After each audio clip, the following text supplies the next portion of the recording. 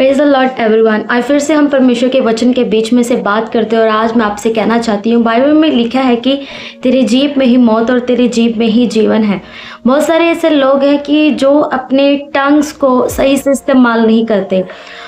कई बार ऐसा होता है कि आपके हालात ऐसे नहीं होते तो आपको क्रोध आता है और आप कई तरीके से अपनी लैंग्वेज को यूज़ करते हो, पर मेन हमें वचन को देखना है कि परमेश्वर का वचन क्या कहता है। हालात जैसे भी क्यों ना हो, आपके अनुकूल हो या ना हो, पर हमें अपनी जीभ को सही इस्तेमाल करना चाहिए। हालेलुया।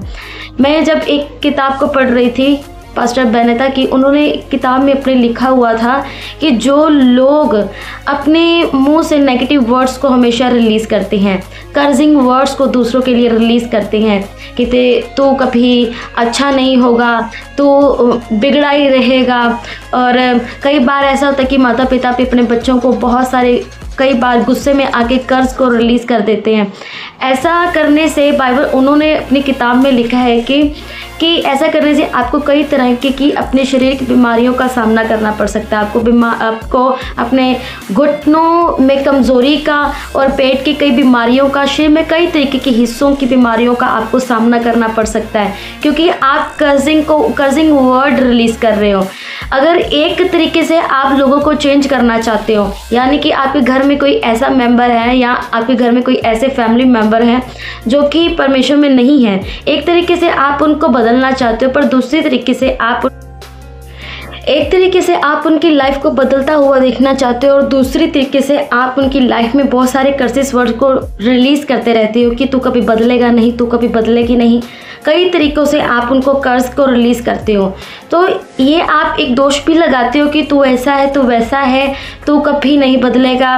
अगर बच्चे कई बार आपके गुस्सा आपको दिलाते हैं, क्योंकि छोटे हैं या बड़े हैं, आपको गुस्सा आता है तो आप उनके लिए कुछ नेगेटिव वर्ड्स को रिलीज़ करते हो, तो आप उन कर्जेस को साथ में रिलीज़ भी कर रहे हो। और बाइबल में लिखा है तेरे जीभ में आपके वर्ड्स एक क्रिएशन को पैदा करते हो, और आप जब एक कर्जन वर्ड को रिलीज़ करते हो तो आप उनकी लाइफ में एक क्रिएशन को कर रहे हो, और बाद में हमें पछतावा हो तो आप इन वर्ड्स को एक तो बंद करें, ऐसा कभी ना बोलें, और दूसरी तरफ जब आप उन नेगेटिव वर्ड्स को, उन कर्जिंग वर्ड को रिलीज़ करते हो और सेकंड वो आपकी लाइफ में उल्टा आपकी लाइफ में असर करती है।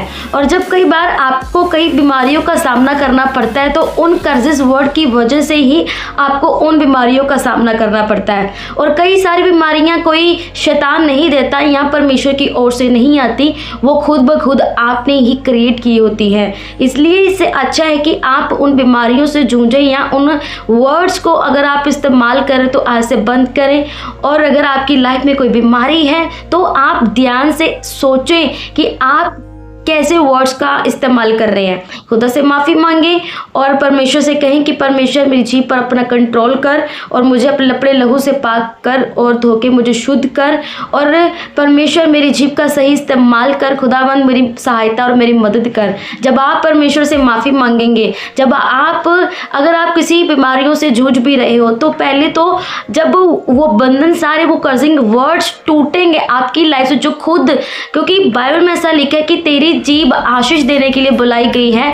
परमेश्वर ने आपको आशीष देने के लिए बुलाया, ना कि कर्ज देने के लिए। और जब आप कर्जिंग वर्ड को रिलीज करते हो तो आप श्राप दे रहे हो, ना कि आशीषित वर्ड बोल रहे हो। आशीषित वचन नहीं बोल रहे, आप श्राप दे रहे हो, और क्यों ना आपकी तरफ श्राप आएगा। अगर वो बंदा, क्योंकि बाइबल में लिखा है अगर आप किसी को चेंज होता हुआ देखना चाहते हो तो पहले उसके लिए अच्छे वर्ड्स बोलना शुरू करें। अगर आप साथ में दुआ भी कर रहे हो और साथ में कर्ज भी कर रहे हो तो दोनों चीज़ें काम नहीं करेंगी, वो आपकी लाइफ में उल्टा असर करेंगे। ना तो वो बदलेगा और आप भी नहीं बदल पाएंगे। और इससे अच्छा है कि आप अपने आप को बदलें।